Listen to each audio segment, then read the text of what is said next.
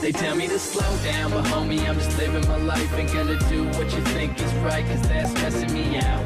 They telling me they know what's best, but will I?